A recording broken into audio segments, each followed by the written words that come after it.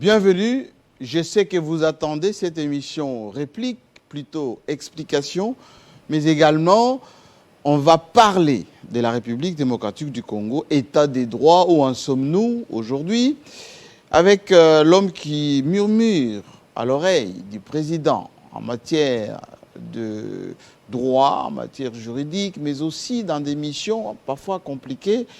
Ce soir, il va répondre à des affirmations de notre invité d'il y a à peine 2 jours sur la Cour constitutionnelle, mais également sur la situation qui prévaut aujourd'hui dans notre pays.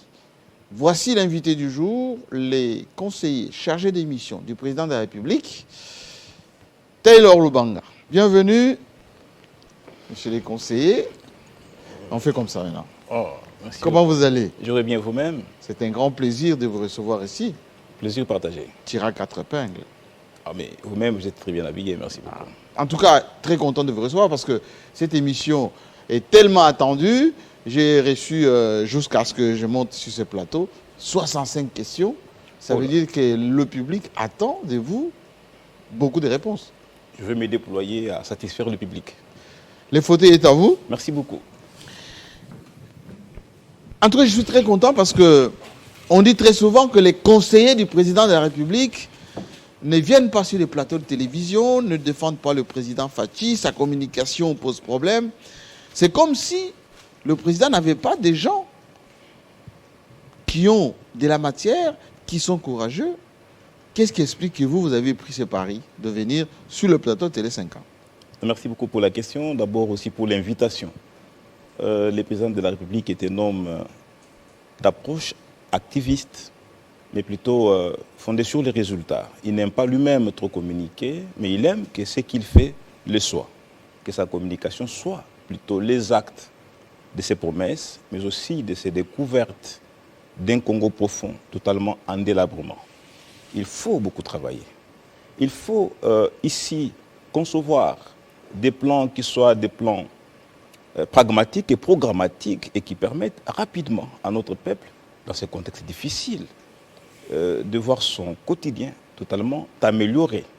Et cet exercice, cette façon de voir la gouvernance ne demande pas plus de bruit que d'action. Et je pense que c'est ce qui a caractérisé le cabinet pendant ces quelques années. Mais il faut tout aussi reconnaître les efforts, parfois isolés, de la cellule de communication, mais aussi de ceux qui pensent dire très tôt ce que le président est en train de faire.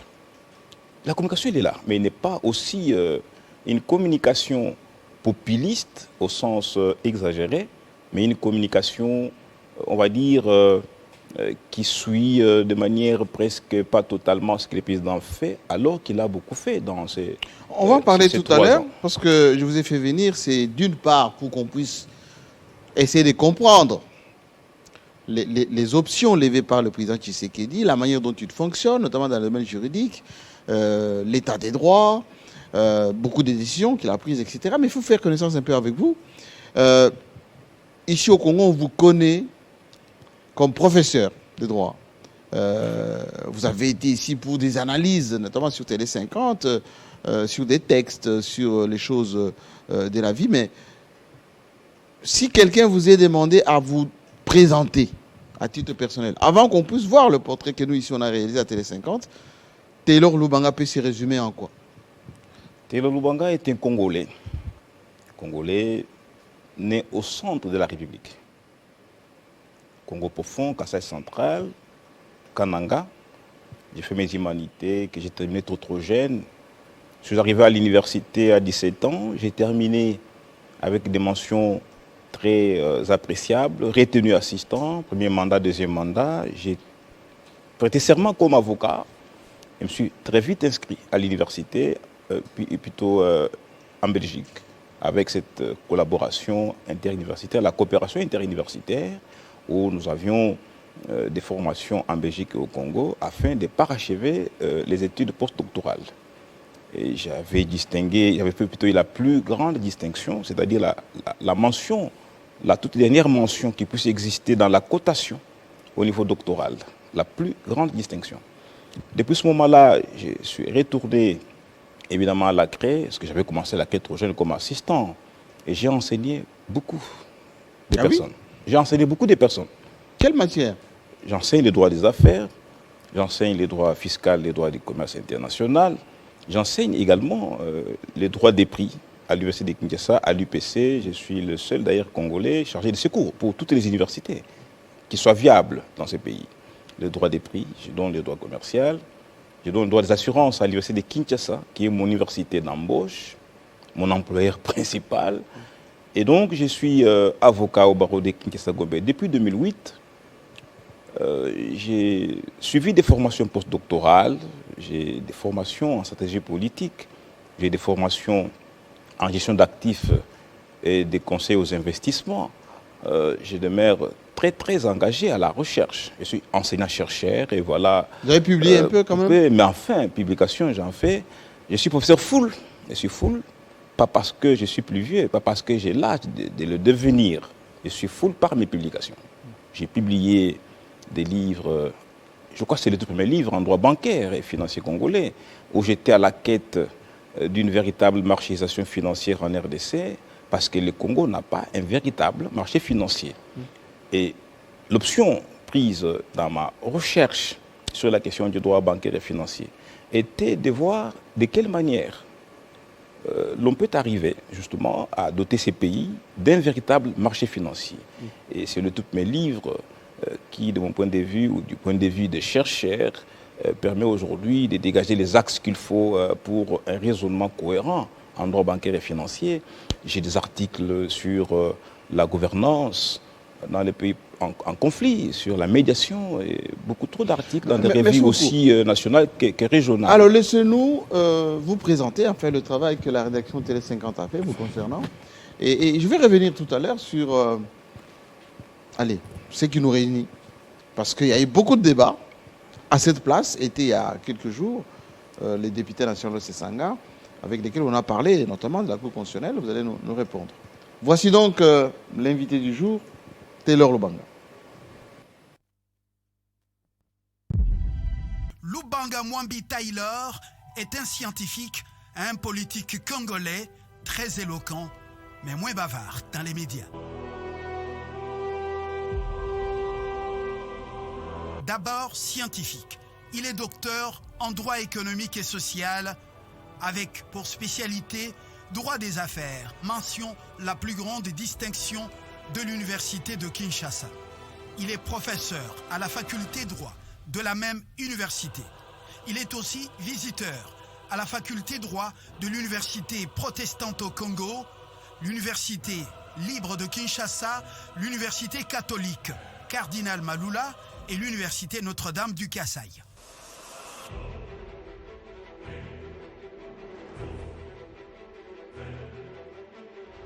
Ancien conseiller de l'ancien ministre de la Justice, Luzolo Bambilesa. Lubanga Mwambi est actuellement chargé des missions du chef de l'État, Félix-Antoine Tshisekedi Tshilombo, et expert du gouvernement à la Cour pénale internationale. Face aux enjeux, nous avons la responsabilité de préserver cette Cour et son intégrité. Son ancrage dans la société internationale est un impératif. Nous devons cela aux générations futures. Il est en outre expert formateur des formateurs en stratégie des politiques publiques modernes. Ensuite, chercheur. Taylor Lubanga est l'auteur de plusieurs publications scientifiques, dont le plus célèbre est le droit financier et bancaire, à la recherche des options axiologiques pour une marchéisation financière en République démocratique du Congo. Il a publié sur le droit des assurances à l'épreuve du nouveau code des assurances, le droit congolais des prix, droit commercial au WADA et contribution du droit congolais, la cybercriminalité, le nouveau défi du droit, et j'en passe. Les articles déjà publiés, et ce sous presse. Alternative de la gouvernance dans les pays en développement, une gouvernance inclusive, adaptation des politiques publiques en République démocratique du Congo. C'est cet homme qui a pris le risque de se prêter aux questions de Jean-Marie Kassamba ce jeudi 19 mai 2022 sur la thématique « La nécessité des régularités de la Cour constitutionnelle et l'état de siège ».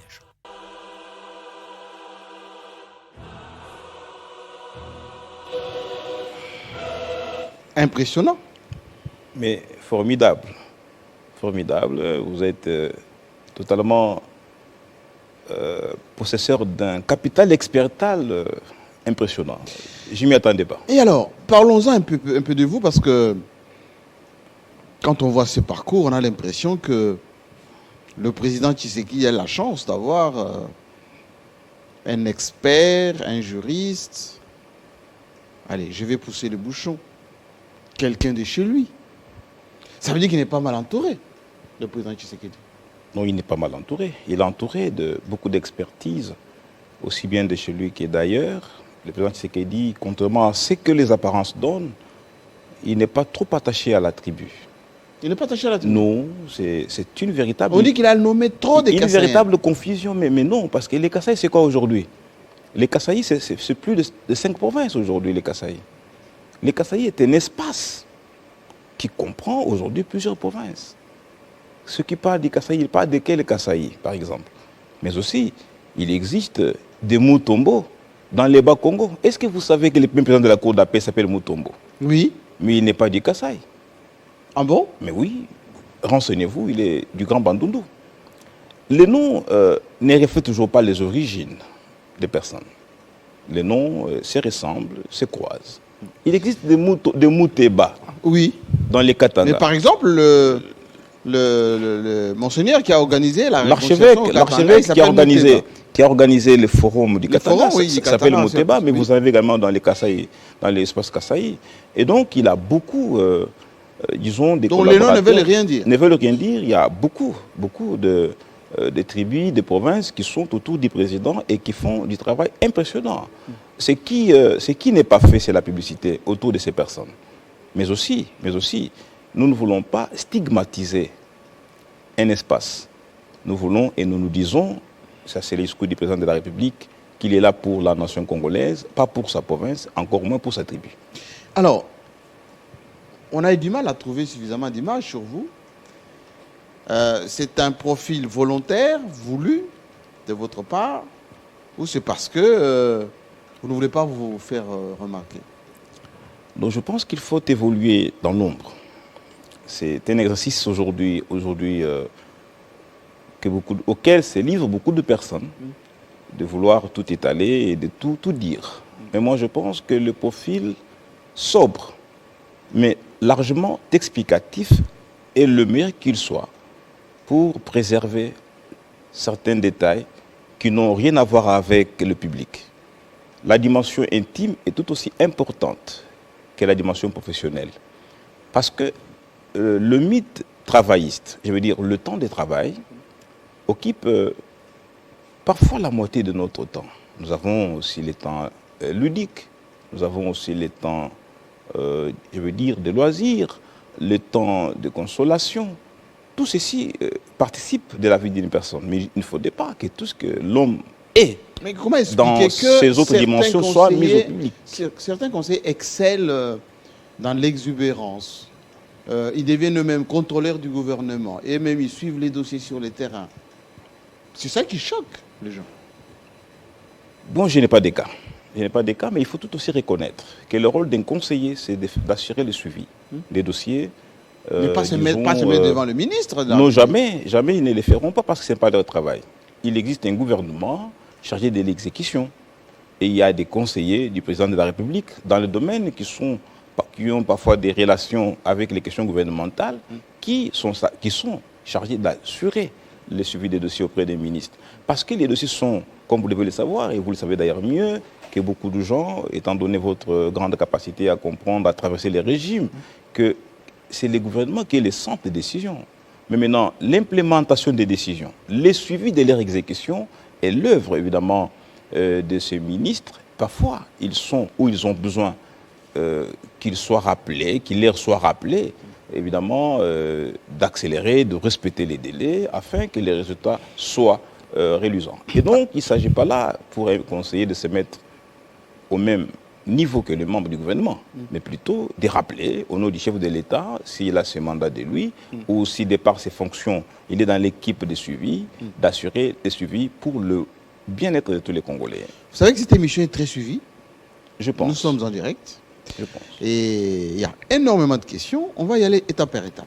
Expliquez-moi un peu, et nous, expliquez-nous, c'est quoi l'état des droits? Vous êtes juriste. Les gens ont l'impression que c'est un concept creux qui a du mal à s'installer. Quand le président Tshisekedi arrive avec ces concepts hérités de son père, c'était pour pérenniser ce que son père professait, ou c'est parce que lui-même, il croit en l'état des droits? C'est quoi l'état des droits? Il existe mille et une manières de définir l'état de droit. Mais s'il faut considérer l'approche prosaïque, sinon tout le monde, l'état des droits, c'est un état dans lequel la loi est au-dessus de tout.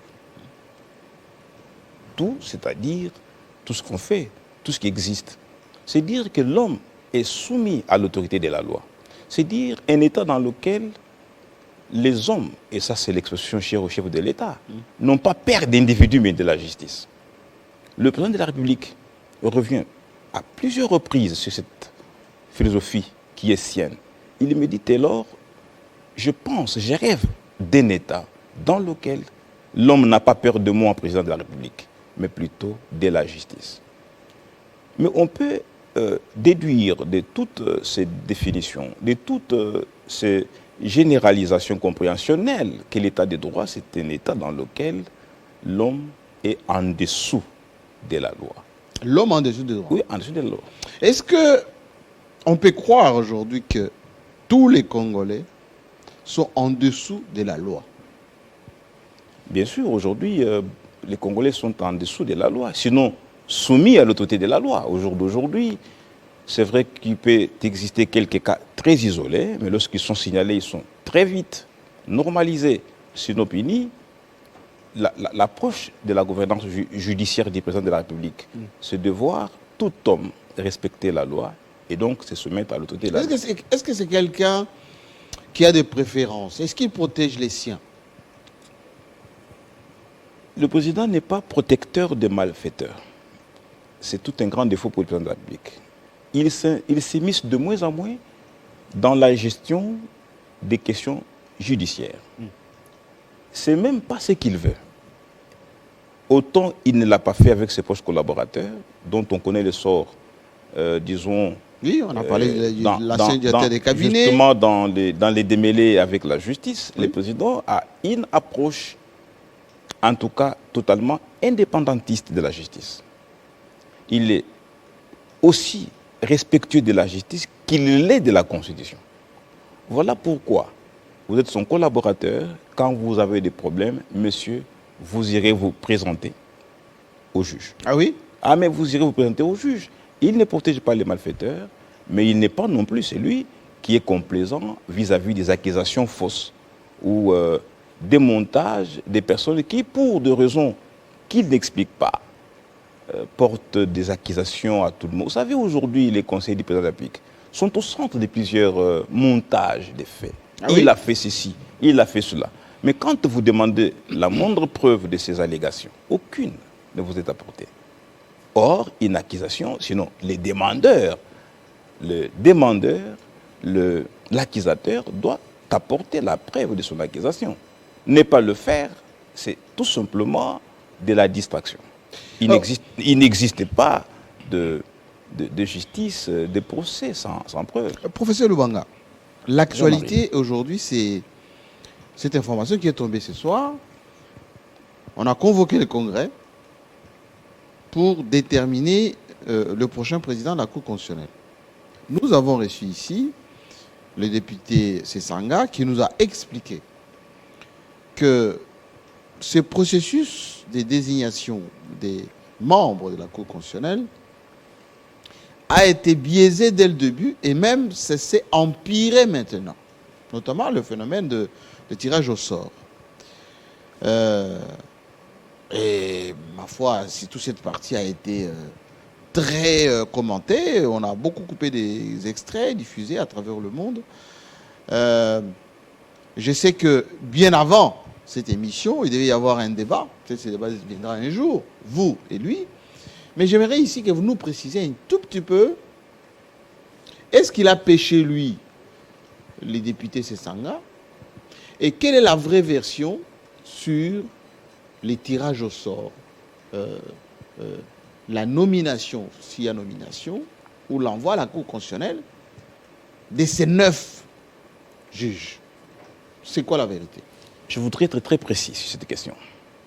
D'abord, d'entrée de jeu, c'est moi qui ai invité Denis Sassou Nguesso au débat parce qu'il s'est proclamé la paternité de la Cour constitutionnelle, des textes, à l'époque des Camérés. des textes justement, pourtant éclatement de la Cour suprême. Il a rédigé de la Cour lui-même. suprême, qu'il a rédigé. Oui. Jean-Marie, il a existé dans ce pays ce qu'on appelait PARJ, Programme d'appui à la justice. Pierre Kaniké est en vie quand Laurent Bika est décédé. Professeur Akele Ado, nous l'appelions Ado, son nom c'est Adaou, est mort. Ceux qui connaissent le droit congolais savent de qui et à qui j'ai fait allusion. Luzo Lubambi est en vie. Il avait été demandé par le gouvernement à la commission permanente des réformes du droit congolais de rédiger les textes relatifs à l'éclatement de la Cour suprême de justice. Pourquoi? Parce que les Congolais avaient manifesté leur intention de changer l'ordre ancien par le référendum des 18 et 19 décembre 2005. Les Congolais avaient décidé de changer cet ordre ancien en séparant, c'est leur volonté, les contentieux constitutionnels du contentieux administratif et judiciaire. Comment un député, soit-il érudit, pouvait-il simplement, lui, rédiger la loi sur la Cour constitutionnelle et laisser pour compte la loi sur le Conseil d'État? Ah, le Conseil d'État. Mais évidemment, il fallait également faire la même chose. C'est ce qui a été fait. J'étais conseiller de Luzo Lubambi à l'époque.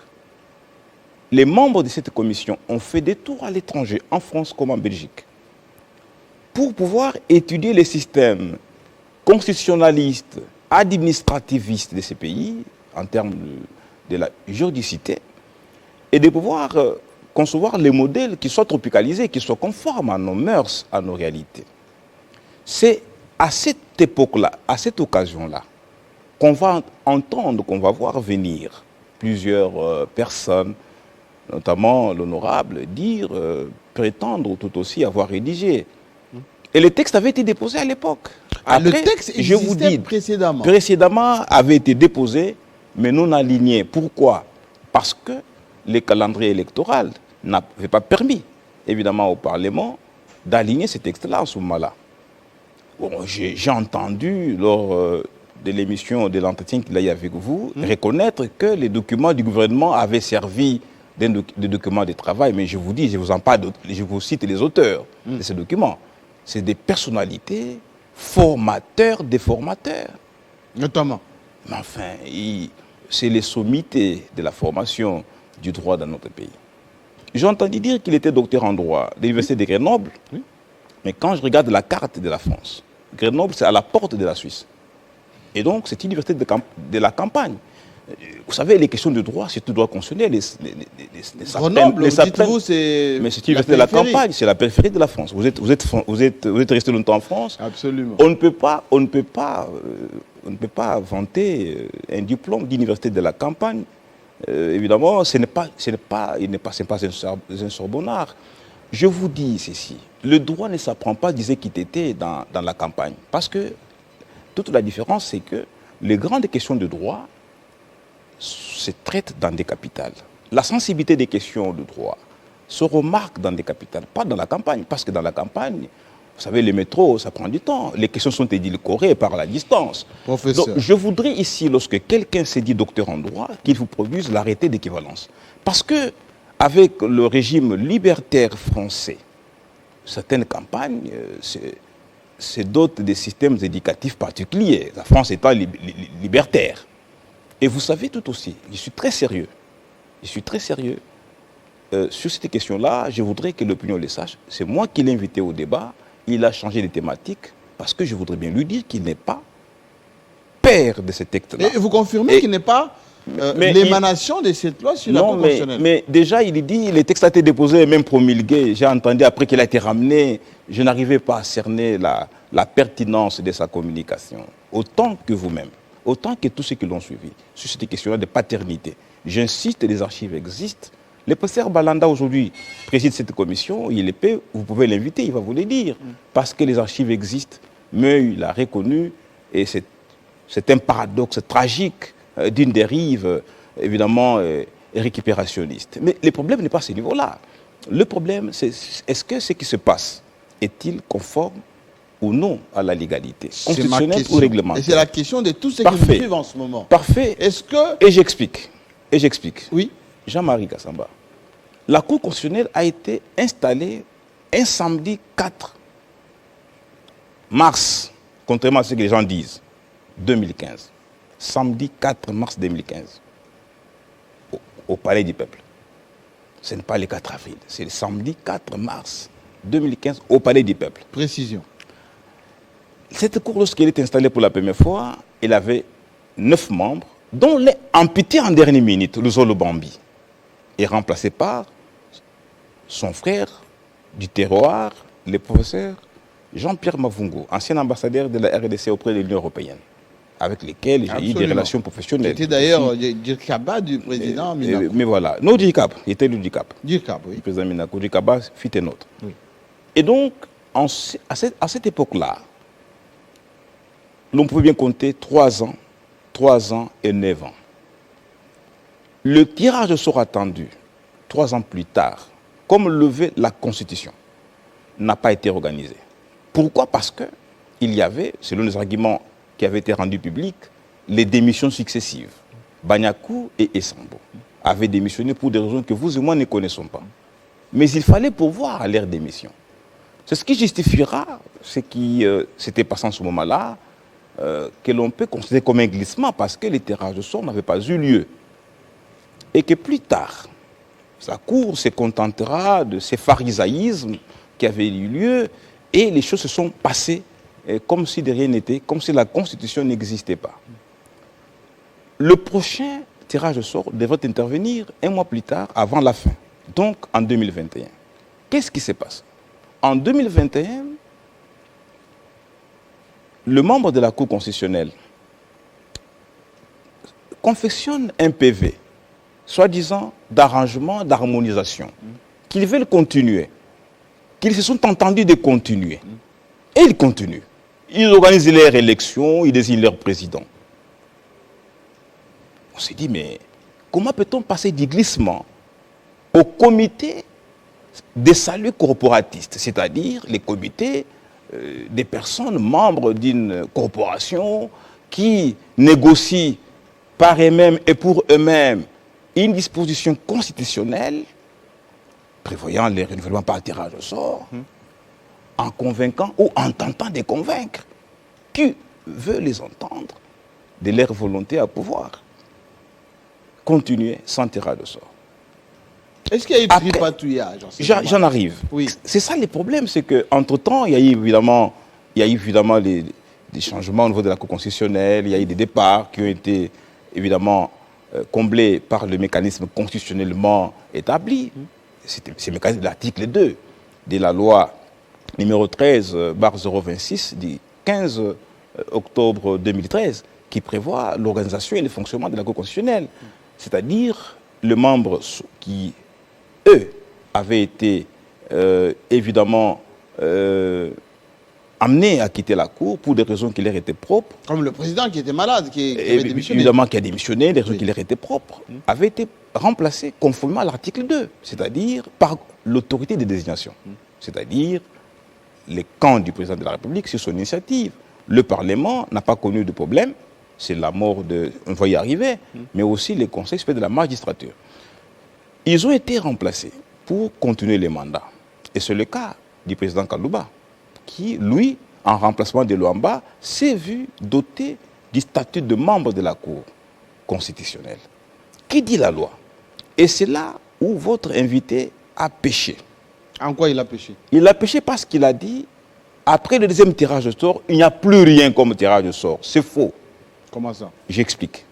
C'est faux pourquoi? Parce que le mandat des membres de la Cour constitutionnelle est constitutionnel. Vous n'avez qu'à lire... De 9 ans. L'article 158, c'est de 9 ans. C'est constitutionnel. Aucune loi ne peut recevoir application lorsqu'elle est contraire à cette disposition de la Constitution. Pourquoi? Parce que la promulgation de tout texte juridique dans notre pays passe par l'état-misage de sa constitutionnalité. Et lorsque ces dispositions ne sont pas conformes à la Constitution, le président ne les promulgue pas. C'est le cas de le dire. Mais il ne promulgue pas parce qu'avant de promulguer, le texte passe au contrôle de la constitutionnalité. Ce texte est passé au contrôle de la constitutionnalité. Il prévoit, évidemment, je suis très désolé et très déçu, de voir un juriste combiner les dispositions des titres organisationnels de ceux des titres portant mesures transitoires et finales. Mon Dieu, mais où sommes-nous?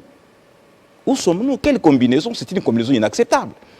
Les titres qui prévoient les mesures transitoires et finales,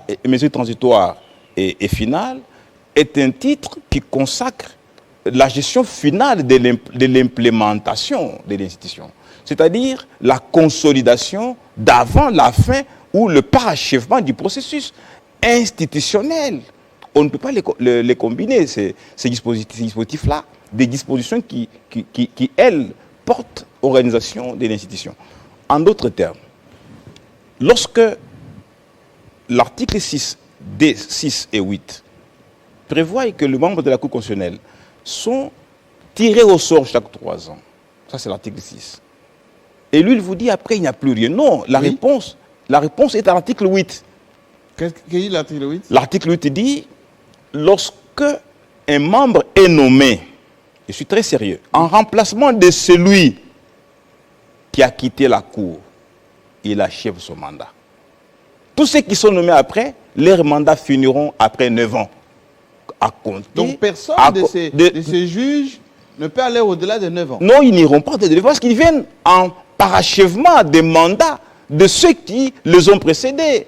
C'est l'article 8 qui indique d'ailleurs qu'ils viennent en parachèvement de mandats.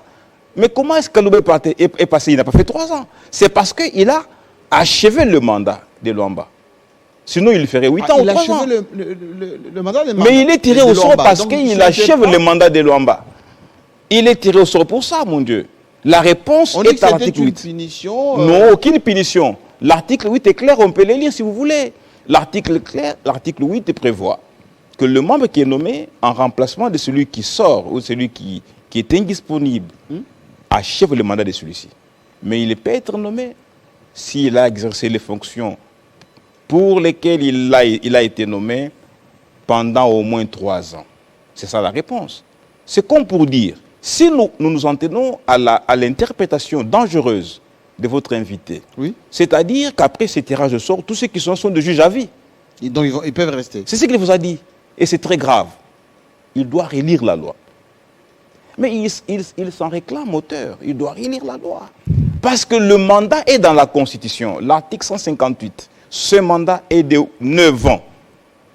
Aucune loi ne peut prévoir le contraire. Un autre mensonge. Lorsqu'il dit le juge nommé, ils sont pour le mandat de 3 ans, de 6 ans et de 9 ans. Oui. C'est erroné. Aucun juge ne nomme pour un mandat de 3 ans. Aucun juge. Jean-Marie, je suis très sérieux. Aucun juge n'est nommé pour un mandat de 3 ans. Pourquoi? Parce que la Constitution dit qu'ils sont pour un mandat de 9 ans. Mais qu'est-ce qui arrive? Ce qui arrive, c'est ce qui devrait arriver. Et ce qui devrait arriver, c'est quoi? C'est le mécanisme de renouvellement. Tous les 3 ans. Et donc, tous les 3 ans. C'est comme de la loterie. On est tiré au sort. On est tiré au sort, Jean-Marie. Ce n'est pas un mandat, mon Dieu. Ce n'est pas un mandat, ma foi. Faisons-nous quel type de droit? Voilà l'esprit campagnard qui accompagne cet juriste. Lorsque le droit s'apprend dans des capitales. Vous vous obstinez à ces qualificatifs. Non, mais c'est un esprit campagnard. Grenoble, c'est pas la mais campagne. Enfin, mais Grenoble, Jean-Marie, c'est à la porte de la Suisse. Mais je voudrais dire. Il y a beaucoup de montagnes à Grenoble. Mais je vous dis, Grenoble, ceux qui sont à Grenoble prennent des cigares et ils s'endorment. Je ne sais même pas s'ils terminent les études. Mais le vrai problème n'est pas un problème d'individu, c'est un problème de l'interprétation. Là, nous parlons rigoureusement dans l'intérêt de notre peuple. Nous devons former les peuples.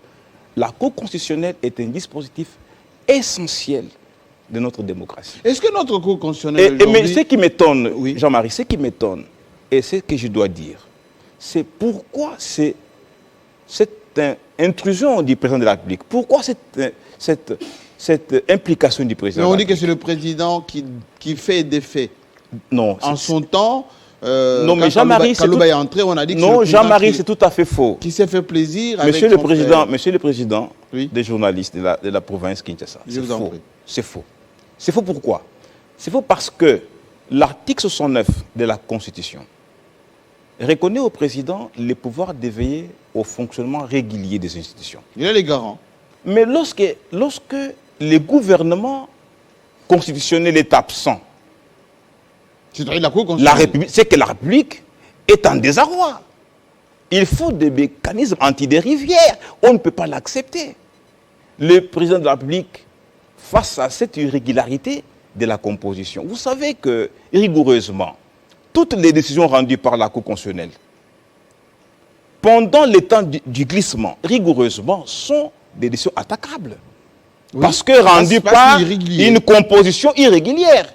Est-ce qu'il faut-il risquer? Faut-il risquer? Oui. Est-ce que lui, il a respecté la Constitution? Mais voilà justement la bonne question. Le président de la République a invité les greffiers, pas les magistrats, le greffier en chef à respecter la Constitution. En lui disant, monsieur le greffier, vous avez oublié d'accomplir votre devoir constitutionnel. Organiser urgemment les terrains. Est-ce qu'il appartient au greffier d'organiser? Ou c'est le président de la Cour constitutionnelle qui L'article 116 et 6 reconnaissent les deux articles, la compétence au greffier en chef d'organiser les tirages au sort. Et d'ailleurs, dans une salle publique, les articles eux-mêmes ignorent les juges. Ah oui? Il n'y a pas, mais je vous dis, il n'y a pas de quorum. Il n'y a pas de quorum, Jean-Marie, il n'y a pas de quorum. Et oui, le président ne s'est pas adressé aux membres de la Cour constitutionnelle. Il s'est adressé à l'autorité chargée, sinon à qui revient le pouvoir d'organiser les tirages de sort de le faire. Et c'est ainsi que le tête de cabinet, sur instruction du président de la République, garant du bon fonctionnement des institutions, sauveur de l'ordre républicain. Parce que, Jean-Marie, n'oublions pas que les chefs de l'État prêtent serment. Est-ce que là, il n'y a pas d'interventionnisme là? Non, il n'y en a pas. Il y a simplement contrôle de la régularité. Il mixé dans le bon fonctionnement de la justice. Non, il n'y a pas de justice là-dedans. Il ne s'est pas adressé au juge. Il faut qu'on se comprenne. Le président de la République, son courrier existe. Ce n'est pas son courrier. Le courrier du cabinet du président de la République sur son instruction est adressé au greffier en chef. À qui revient le pouvoir d'organiser les tirages au sort? Ce qui part de la dictature m'étonne. Et je les comprends, tout simplement. Et l'honorable Sessang le dit? Eh bien justement, c'est justement là où je parle de l'esprit campagnard. Parce que le droit appris dans une capitale nous donnerait des aptitudes différentes de celles-ci. Comment peut-on reprocher à quelqu'un d'avoir bien fait? Il n'appartenait au président d'organiser les tirages au sort. La Constitution, aucune loi ne lui donne le pouvoir de l'organiser. Sinon, il l'aurait fait. Il l'aurait fait.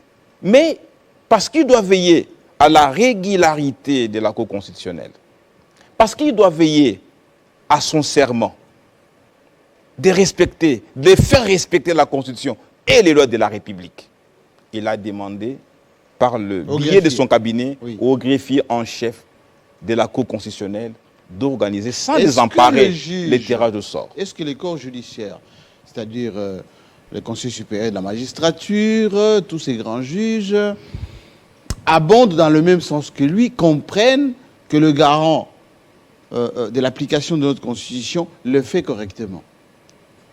Mais beaucoup de juges sérieux ont applaudi le président de la République.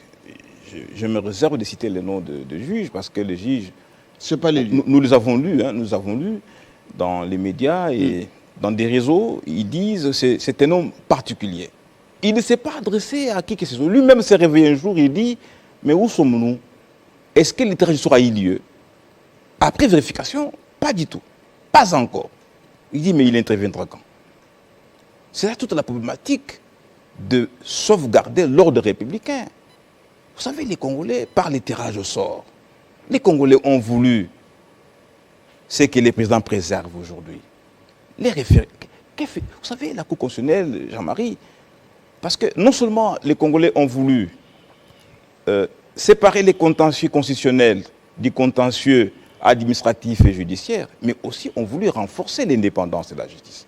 La Cour constitutionnelle est la seule institution qui concourt follement et titulement à ces renforcements-là. Pourquoi? Mais c'est parce que la Cour est composée de spécialistes pétris de compétences particulières, d'une part, qui sont des personnalités dont les modes de désignation et de renouvellement dérogent à toute règle passionnelle et émotive, et qu'ensuite la Cour est enrichie d'une expertise particulière, des conseillers référendaires. Quand vous lisez le titre 2 de la loi numéro 13/026 du 15 octobre 2015, qui porte orientation et fonctionnement de la Cour constitutionnelle, vous allez vous rendre compte que le juge référendaire vient juste après les greffiers. Parce que ce titre a 5 chapitres. Vous savez, la loi elle-même a 120 articles, avec 7 titres, dont le dernier est celui auquel l'on s'est référé inopinément, sans raison, sans rationalité, disons, voulue.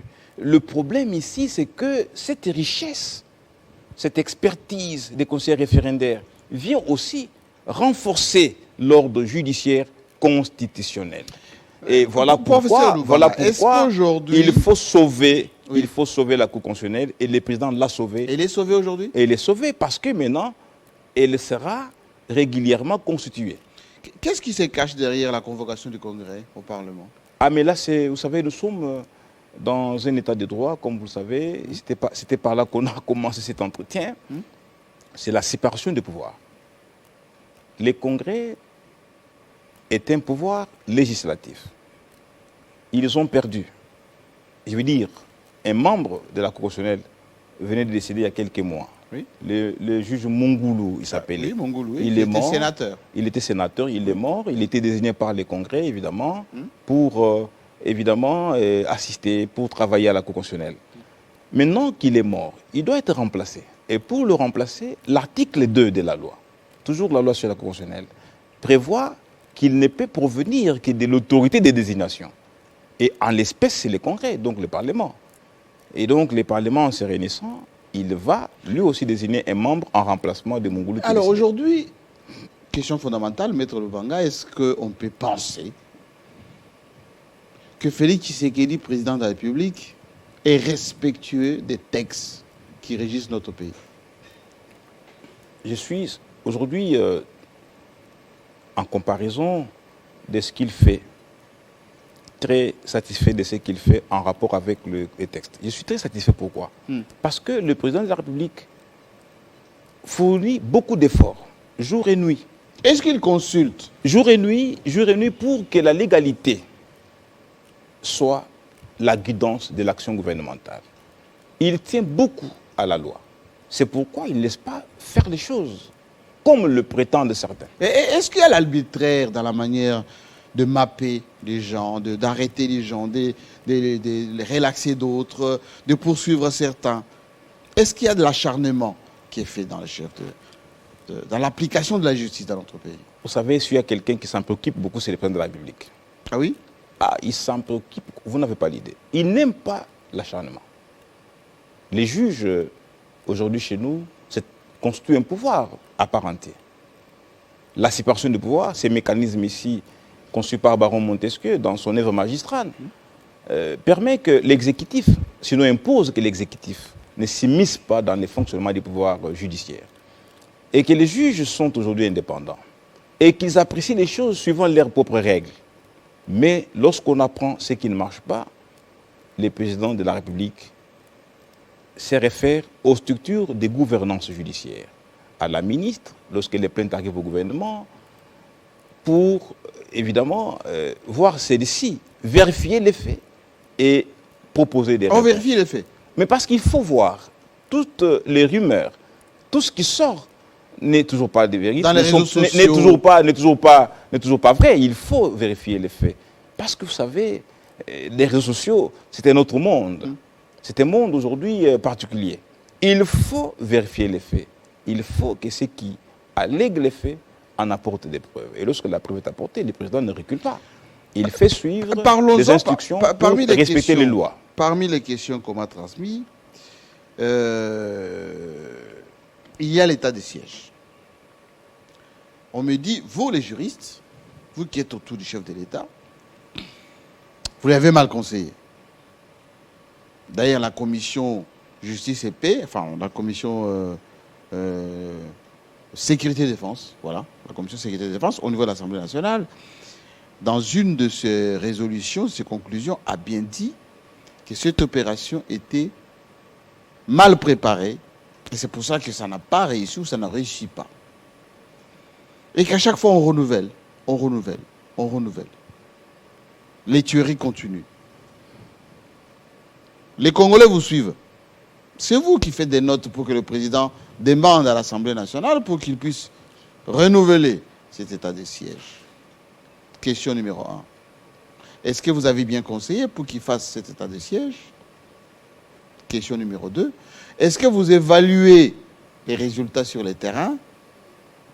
Question numéro 3. Est-ce que vous allez enfin lui demander de stopper cet état de siège pour donner on va dire, la gestion de ces provinces, le Nord, Kivu et l'Ituri, aux civils? Non, merci beaucoup pour ces questions importantes. Il s'agit de la vie de nos compatriotes. Qui nous suivent. Qui nous suivent et pour lesquels j'ai beaucoup de compassion pour ce qu'ils vivent, ou ce en quoi ils vivent, qui n'est pas acceptable. Vous savez, Jean-Marie, dans ce pays, les gens oublient et oublient facilement. Les députés de l'espace est du pays avaient menacé et même quitté les plénières parce que le nombre de tueries avait dépassé un certain seuil. Les gens mouraient par centaines en 2, 3, 4 jours. Beaucoup étaient fauchés. Les écoles même fermées, les femmes violées, les femmes chassées de leurs champs. Qu'est-ce qu'il fallait faire? Il fallait renforcer les mesures de sécurité. Il fallait renforcer les mesures policières pour permettre une gouvernance qui soit capacitante à pouvoir davantage sécuriser notre population et permettre à celle-ci d'évacuer à ses occupations. Il a fallu tout aussi, et ça c'est un problème très, très sérieux, qui aujourd'hui est oublié, n'est pas ignorer l'exploitation minière qui devenait illicite dans ces zones minières de l'Est du pays. Et que ces rebelles profitaient, en complicité avec certains cadres politiques téléguideurs de choses à distance, pour pérenniser ces régimes d'insécurité. Quelle était ou quelle eût été la meilleure formule en ce moment-là? Face à cette forte demande, il fallait des mesures les plus fortes. L'état de siège a été l'une de celles-là. Aujourd'hui, l'on nous pose la question, pourquoi l'avons-nous institué? Oui. Comme si à l'époque, il y avait une autre solution qui était proposée et qui serait très bénéfique que l'état de siège. Donc, ils disent qu'il aurait fallu renforcer les FARDC, leur donner des moyens, peut-être des orientations. Mais l'état de siège, c'est les FARDC justement, mon Dieu. L'état de siège, c'est les FARDC. C'est à eux. C'est sur eux que revient ce pouvoir, mon Dieu. Mais avec un renforcement de moyens. Je ne sais pas si les Congolais comprennent le sens de leur question. Vous savez, Freud disait à Socrate, à l'occasion d'un entretien, des grands philosophes, un entretien justement sur l'amour, il dit, il faut connaître l'objet de la discussion. La plupart des personnes estiment connaître les choses. À mesure qu'ils avancent, ils en arrivent à n'être d'accord ni avec eux-mêmes ni avec les autres. Pourquoi? Parce que la maîtrise de l'objet de la discussion, de l'objet même de la question, fait partie justement de la maîtrise ou de la compréhension de la réponse. Vous allez continuer. Il y a une photo qui m'intrigue. Regardez cet écran. Ça, c'est au camp Tchad, ça. Est-ce que le président et ses forces armées, parce qu'il en a le commandant suprême, quels sont les rapports, les degrés de considération? Il est commandant suprême de ses forces armées qui l'obéissent. Les décrets sont des rapports, les décrets des rapports et c'est lui hiérarchique. C'est l'autorité hiérarchique de l'armée. Il leur fait confiance? Mais justement, on n'a que ça comme armée, Jean-Marie. C'est une armée républicaine qui doit être reconstruite, qui doit être réformée à la dimension des enjeux d'aujourd'hui. Vous savez, les gens s'étonnent quand le président voyage beaucoup. Il part au Burundi, il part en Zambie, il part en Angola, il part au Kenya. On se demande pourquoi il voyage beaucoup. Même quand il va au Burundi, il voyage beaucoup. Parce que c'est un site touristique, le Burundi. Non. Voilà. C'est justement à la recherche de vraies solutions au problème de la sécurité de ces pays. Le président est celui qui perd d'appétit et de sommeil lorsque ça ne marche pas à l'est du pays. Ces forces combattantes que vous connaissez, qui sont ce qu'elles sont. Mais nous n'avons que celles-ci, nous n'avons pas d'autres. Nous faisons avec. On leur donne suffisamment les moyens. On leur donne plutôt les moyens qui sont ceux qui disposent de la République. Et les résultats sont aujourd'hui aussi acceptables qu'il y a quelques années, sur le plan du déploiement aussi. Tout n'est pas mauvais. Il ne faudrait pas que la population considère ou ait l'impression que l'État est un échec complet, mais c'est faux. Ce sont, vous savez, c'est qu'il faut distiller ces informations du genre. Les élus, certains ça élus. ne marche pas, mais justement, il faut bien leur poser la question. Qu'est-ce qui ne marche pas? Ce qui marchait hier, c'est la complicité avec des Chinois sans permis d'exploitation de mines et de l'or. Ça a changé. Mais je pense que c'est ce qu'ils regrettent aujourd'hui, ces gens-là. Ce sont des mécènes ou des protecteurs de groupes illicites d'exploitation de mines. Ils en profitent aussi. Ils en profitent. Mais voilà pourquoi aujourd'hui, avec l'état des sièges, ils n'arrivent pas. Où est les bilans? Comparons les bilans. Je n'ai pas dit que la paix est totalement rétablie dans la partie du pays. Mais les exploits réalisés, le nombre de batailles gagnées aujourd'hui dans la partie du pays, la stabilité qui est reconquise aujourd'hui dans cette partie de la République, elle est de loin meilleure que la société que nous avions il y a quelques années. Alors, il faut améliorer, cette armée doit être reconstituée. Mais je devrais répondre à une autre question. Vous avez demandé... La troisième. On arrête quand l'état de siège? Mais on arrête lorsque ça s'arrête. Ou lorsque nous avons une alternative beaucoup plus profitable, à la paix, rentable, que celle que nous avons l'état de siège. Parce que ce n'est pas illusoire pour une république de beaucoup dépenser. L'état de siège coûte beaucoup au budget de l'État. Nous ne pouvons pas nous contenter de gaspiller de l'argent. S'il y a une solution moins coûteuse, mais qui soit sécurisante. Professeur, vous êtes très suivi en ce moment. On est en direct de partout. Et j'en suis très conscient. J'ai quelques questions qui tombent là, on vient de me les donner, en direct. Constant Baleke est professeur, comme vous, à l'université Cheikh Anta Diop, ça c'est au Sénégal. Il pose la question suivante. Est-ce le président Kalouba est encore en bon terme avec les chefs de l'État Tshisekedi? Deuxième question, Marcel Kaniki, chef de travaux à l'université de Libreville, au Gabon. Pourquoi interpréter les articles du droit en faveur toujours du président de la République, Félix Tshisekedi? Et enfin, Lamar Kazadi, qui est à Grenoble. Tiens, à Grenoble. Pensez-vous, professeur Lubanga, que l'université de Lubumbashi, entre parenthèses, campagne, pour vous, ne vaut rien par rapport à l'UNIKIN? C'est direct, hein? Je commence par la dernière question. Oui. Je n'ai pas dit que de la périphérie... vous avez dit Grenoble. Je n'ai pas dit que de la périphérie, rien de bon n'est pas en prévenir. Jésus-Christ est... Vous les avez piqués, là, les gens de Grenoble. Jésus-Christ est né à Nazareth. Je n'ai pas dit que de la périphérie, rien de bon n'est pas en prévenir. Jésus-Christ étant de Nazareth. Non, c'est pour dire qu'il y a toujours un esprit. Hein. Lorsqu'on est dans une capitale, la sensibilité des questions est beaucoup plus intense que lorsqu'on est dans des milieux où il n'y a pas de problème. Vous avez fait mouche, hein, professeur? Bon, mais je pense que j'ai dit la vérité. Mais le vrai problème, Jean-Marie, c'est celui de savoir est-ce que le président Kalouba est encore en bonne relation, en bon terme de Baleke. Mais il a été tiré au sort pas par les présidents de la République. Le tirage au sort est opéré par les greffiers en chef dans une salle publique. Peut-être commandé. Hein. Non, mais s'il est commandé, c'est un tirage au sort. Qui va les commander, mon Dieu? Personne ne peut les commander. Il était là seul dans une salle publique. Il y avait des juges là-dedans.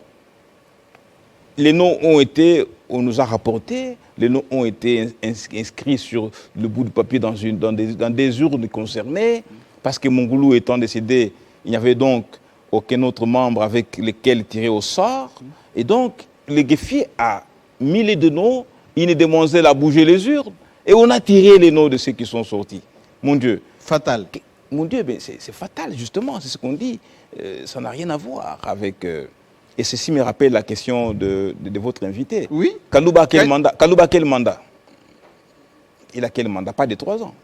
Il est tiré au sort parce qu'il a achevé un mandat, un mandat de Luamba qui n'est que d'une année et demie.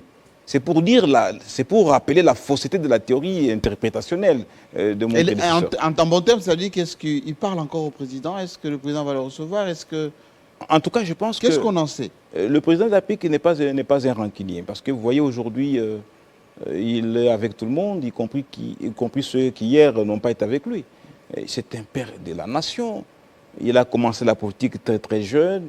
Il sait que la politique au Congo peine d'idéologie. Les gens ne viennent pas par idéologie dans ce pays. Ils viennent parce qu'ils ont tel ou tel désir à remplir ou à accomplir. Et que donc, il ne faut jamais fermer la porte lorsqu'on est chef de l'État. On est au-dessus de la mêlée, on comprend tout le monde. On est comme un père avec tous les enfants, y compris les enfants qui ne font pas tout ce que vous voulez. Notre ami qui est au Gabon dit, professeur, vous nous faites l'interprétation des articles que ceux qui sont en bon terme, pour ne pas dire au profit de Félix Tshisekedi. Mais Jean-Marie Kassamba, nous parlons du tirage au sort. Ce sont les seules dispositions qui organisent les tirages au sort. Je remercie cet téléspectateur d'avoir vu... Qui est enseignant comme vous à l'université de Libreville au Gabon. D'avoir vu comme tout le monde. Dans notre pays, je peux lui, si là vous avez ses coordonnées, je peux lui envoyer la loi, il peut la télécharger également. Il n'y a que ces dispositions-là qui parlent du tirage au sort ou du renouvellement des mandats. Et le président de la PIC a fait exactement ce qu'il devrait faire. C'est que lui recommande la Constitution et la loi portant organisation et fonctionnement de la Cour constitutionnelle. Et si lui a vu les choses sous cet angle-là, de cette manière-là, oui, c'est que le président ne s'est pas trompé. C'est que le président a sauvé la Cour constitutionnelle professeur, en la rendant régulière. Professeur, vous êtes un homme brillant. Est-ce que nous allons appliquer l'article 70? Le chef d'État reste en fonction jusqu'à ce qu'on organise les élections pour avoir son successeur l'année prochaine. Autrement dit, est-ce qu'on va faire des élections au vu de difficultés organisationnelles, financières, tout ce qui se pose comme problème aujourd'hui à notre République? Nous avons dans ce pays une centrale électorale qui est chargée des questions électorales. Je pense que la CENI s'emploie depuis un temps à accélérer les étapes nécessaires à ces processus électoraux. Ça, c'est le principe. C'est le principe, justement, c'est là où j'en arrive. Désormais, c'est à la CENI de nous dire ce qu'elle doit faire. Pourquoi? Parce que lorsque une centrale électorale est mise en place, parce qu'elle est indépendante, c'est à elle de s'activer de manière à doter les pays des élections, parce que les moyens leur sont donnés aujourd'hui. La CENI, aujourd'hui, reçoit de manière régulière les moyens essentiels de sa politique. Est-ce que le président Tshisekedi veille à ces moyens? Il y veille régulièrement. Au jour d'aujourd'hui, je crois ils ne passent plus, vous voyez, il n'y a plus de plaintes de la CENI. Ils sont vraiment sur le terrain. Approvisionnés sur le terrain, ils travaillent. J'ai appris aux dernières nouvelles qu'ils étaient déployés sur toute l'étendue du territoire national en formation des formateurs et qu'ils revenaient dans un mois pour lancer les étapes, disons, suivantes. La situation est très active à la CENI aujourd'hui et nous espérons, nous attendons ces élections-là à la date constitutionnelle. Et le président l'a dit qu'il tient absolument à voir le pays tenir sa promesse constitutionnelle d'avoir une élection à la date constitutionnelle. Mais avec quelle loi électorale? Parce que il est en discussion. G13 a il est en discussion, Jean-Marie. Il est en discussion, cette loi électorale. Est-ce que toutes les conditions sont réunies aujourd'hui? Parce que quand on voit celui qui est à votre place, il y a quelques jours, nous disait que Mbosso a torturé notre proposition de loi. Il y a les prémices d'une tricherie organisée pour donner la majorité tant attendue à Félix Tshisekedi l'année prochaine. Non, mais Jean-Marie, C'est lui qui affirme. Hein. Oui, mais celui-là, s'il a une telle affirmation, je me dis, c'est une proposition des 13 ou des 12, je sais pas, ils sont à combien? Vous avez posé la question, il n'a pas répondu. Vous savez, il faut arrêter. Il faut arrêter de distraire l'opinion. Il ne faut pas que les frustrations individuelles soient élevées au niveau institutionnel. Nous ne pouvons pas régler nos frustrations à la télévision. Vous dites frustration personnelle. Mais oui, il ne faut pas que les frustrations individuelles soient élevées aux questions institutionnelles. Si vous avez des comptes à régler à un degré quelconque des arrangements politiques, il ne faut pas nous distraire à la télévision. La loi électorale, cette proposition de G13, pour en parler, de quoi est-il question? Il est question des idées apportées. Oui. Apportées pour être confrontées aux autres idées. Présentation des résultats bureau par bureau, sanctions s'il faut sanctions, des essais qu'ils ne veulent pas publier. Ensuite, qu'est-ce qu'il faut encore? Il faut que, au niveau de la CENI, qu'on ait quand même la rédévabilité, c'est ce qu'ils exigent. Mais non, mais je pense que ce sont des discussions. L'essai, la non-condamnation, enfin, la non-exclusion de celui qui a été condamné, comme Jean-Pierre Bemba, par exemple. Non, mais très, très bien. Ce sont des propositions qui doivent passer à la discussion, à tous les niveaux. J'ai vu les débats à l'Assemblée nationale. Au niveau de la PAG ou au niveau de la plénière? Bon, je ne sais pas, mais je crois que la plénière est au-dessus de la PAG. Oui. Le règlement intérieur prévoit que, parce que la plénière est l'organe de décision, la PAG n'est qu'une commission qui amène tout en plénière. Mais, mon Dieu, qu'est-ce qu'on veut dans ce pays? Moi, je ne comprends pas. Des juristes, je m'étonne. Ça, des juristes, moi, je m'étonne. La plénière est au-dessus des commissions. Les commissions font rapport à la plénière. Qu'une question d'option soit traitée en plénière, qu'elle soit traitée en commission pour être ramenée à la plénière, mon Dieu, mais de quoi nous parlons? Il faut faire valoir des idées, des options. Parce que vous n'allez pas concevoir votre loi dans votre chambre, parce que j'ai entendu comme votre invité fait tout, il n'est pas de sa première loi, Lukondo l'a appelé pour lui dire tu en es où, il voulait bien nous faire comprendre que celui qui a encore rédigé dans le groupe de G13, il m'appelait toujours pour me demander tu en es où mon petit frère, pour que nous comprenions, nous qui sommes initiés, que c'était lui qui avait encore écrit, comme si Ndjoli, le professeur Ndjoli Jacques, qui est sorbonnard, que ça soit dit en passant. Lui, très attaché à la Sorbonne. Hein. Mais voilà, non, mais parce que je suis très déçu. Modestement, je suis passé par là. Ah, mais voilà Jean-Marie. et vous êtes le meilleur à les comprendre. Il faut être apaisé. Vous savez ce qui tue ces pays? Ce qui a tué Alain Juppé, c'est l'arrogance. Vous savez, Jean-Marie, la vie, l'intelligence, tout ce que nous avons, s'enrichit par les exploits des autres. Il faut un concours de rationalité. Il faut intégrer dans son béavorisme la notion de complémentarité, la convivialité idéale dans le raisonnement, la coexistence idéale. L'homme ne peut pas être chauffeur, chimiste, il connaît tout. On ne connaît pas tout. On est expert de quelque chose. Mais, mon Dieu, c'est ça justement, cette arrogance que moi je ne veux pas. Alors, il faut que nous arrivions. La loi électorale est en discussion, Jean-Marie Kassamba. Les auteurs. Est-ce que les consensus exigés, est-ce que le président y pense? Est-ce que le président tient compte de cela? Qu'il y ait un consensus autour de cette loi pour que tout le monde intègre cette organisation des élections? Mais justement, je pense qu'au niveau de l'Assemblée nationale, il y a également les Sénats. Et je pense qu'il n'y a pas que l'Assemblée nationale. Il faut bien comprendre qu'après examen, il va passer justement au Sénat. Si les termes d'adoption sont différents, il va être convoqué un congrès. Il y a des étages. Mais comme il y a des étages, il va faire passer le message. Ça sera la dictature dont parlait, c'est ça là. S'il vous plaît, je n'ai pas entendu la question. Vous dites comme Félix Tshisekedi a la majorité, autrement dit l'union sacrée pour lui, Bahati au Sénat, Mbosso à l'Assemblée nationale, si ça passe en plénière, il a la certitude que tout ce qui sera proposé va passer. Cette majorité n'est pas une majorité moutonnière. C'est une majorité très, très réfléchie. Comment voulez-vous expliquer que dans une majorité qui soit moutonnière, comme le mouton des panures, oui, j'aime bien la psychologie, on a compris, qu'un ministre de l'économie soit défenestré. Mais vous savez qu'on a perdu ici un ministre de l'économie, oui, membre de la majorité présidentielle.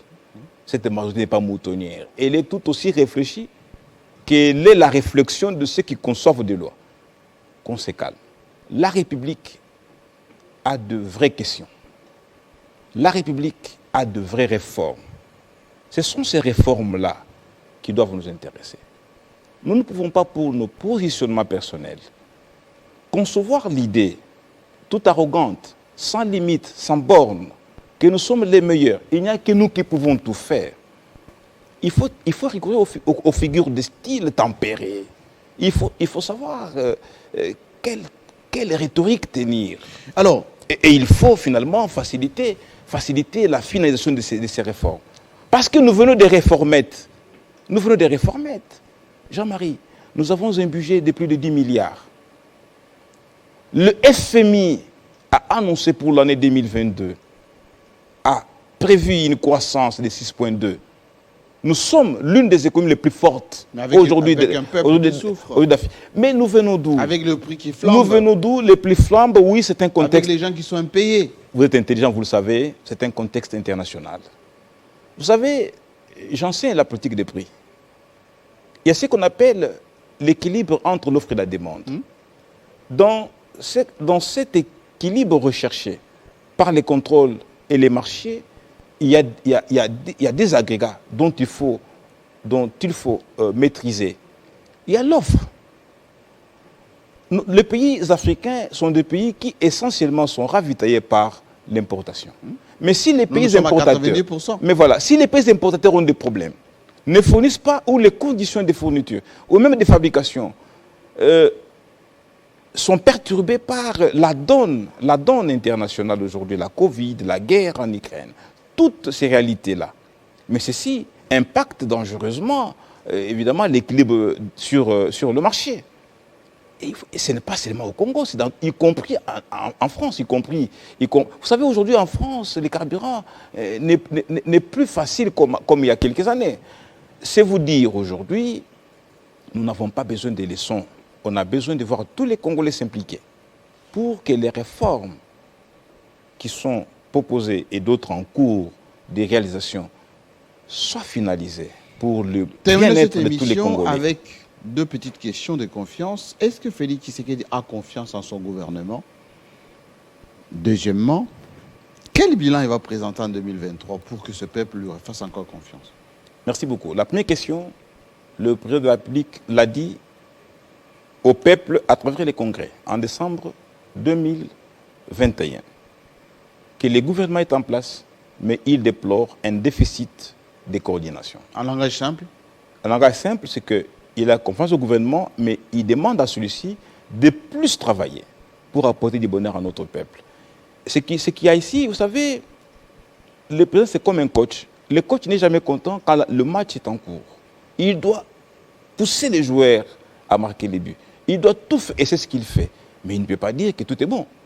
Même si les bons peuvent exister, il faut que ceux qui sont au fond travaillent de manière à doubler plus d'efforts et d'énergie pour atteindre le résultat que nous souhaitons. Et ce résultat arrivera. Quel est le bilan présenté? Jean-Marie Kassamba. Nous sommes en 2019, lorsque le président de la République accède au pouvoir, le 24 janvier précisément, à la suite d'une élection qui a, pour la première fois, permis l'alternance pacifique et civilisée dans ce pays, sans bain de sang. Le président sortant et le président entrant se sont embrassés, tout est mis en marche, la situation évolue, les zélés de part et d'autre se sont embrouillés, il n'y a pas eu d'harmonie, divorce. FCC cache, divorce. Mais seulement une année, quelques mois, depuis que le président Félix Tshisekedi a une forme d'autonomie de gestion du gouvernement.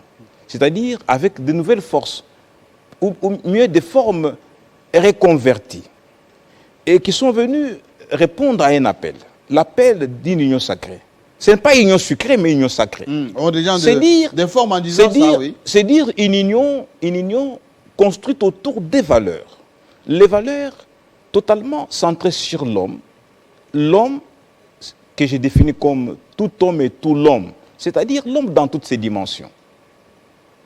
Et de l'homme sur le plan religieux, sur le plan culturel, sur le plan professionnel à rêver un Congo bon, un Congo qui doit être le seul pays qu'il a dans son imaginaire et dans son fait. Est-ce qu'il y compte ça? Mais justement, par son mais justement, c'est pourquoi j'ai dit, oui. une année après quelques mois, qu'est-ce qu'il doit présenter? Oui. Mais il présente ces routes ici, construites aujourd'hui, qui n'ont pas été, à un moment donné, praticables. C'est vrai que tout n'est pas fait, mais on a des routes aujourd'hui. On a des boulevards où on essaye, avec les mains qui sont les nôtres, à dégager les embouteillages par des passages à niveau, les sauts-moutons. Aujourd'hui, nous avons un taux augmenté en fourniture d'eau, l'eau potable, en fourniture d'électricité. Vous savez, la situation qui était la nôtre avec des infrastructures, disons, de la SNEL très vétustes. Ce sont des choses qui ont fait des années. Aujourd'hui, en train d'être remplacées. On a inauguré des travaux de construction des tribunes aujourd'hui qui avant c'était très bien. Nous avons aujourd'hui dans ces pays les salaires qui sont ce qu'ils sont par rapport à quelques années, parce que ce sont des efforts qui sont fournis par tout le monde. Nous avons dans ces pays la circulation facilitée par les coûts des billets, ce n'est pas à dire. Les passeports aujourd'hui sont accessibles. Les visas pour les Congolais qui sont à l'étranger. Mais j'avance. Je voudrais ne communique pas sur tout ça. Mais voilà, merci. Suffisamment. Merci Jean-Marie. Vous avez raison, c'est parce qu'on n'a pas des professionnels comme vous. Je crois que vous devez aider parce que c'est votre travail aussi de faire connaître ce qui c'est pour votre pays. Ce pays, il est le vôtre. Et moi, vous êtes là, professeur. Et moi, je vous ai toujours apprécié pour ça. Oui. Mais tout ce que les présidents font, c'est dans une année. Dans une année. Aujourd'hui, le service national est déployé dans toutes les provinces. À l'époque, c'était Kanyama-Kassese. On en a maintenant dans les Kassai orientales, Kassai occidentales. Nous en avons. Les routes sont construites. On est en train de penser relancer la route des Kalambambouji pour les Kassai, Kassai centrale et l'Angola pour évidemment permettre cette intégration bilatérale. Mais vous avez tous ces efforts de reconnexion de la République au reste des régions et donc du monde. Je ne veux pas terminer cette émission sans vous poser cette question qui vient de tomber de Narcisse Kambidi à Pretoria, en Afrique du Sud. Pardon? Narcisse Kambidi, oui, qui est à Pretoria, en Afrique du Sud, qui nous suit en ce moment. Il dit, avant qu'il parte, demander au professeur de nous dire ou de nous expliquer le propos du chef de l'État qui a parlé des enseignants et des militaires, complices et enseignants qui n'ont pas de niveau. Est-ce que vous avez compris quelque chose, vous?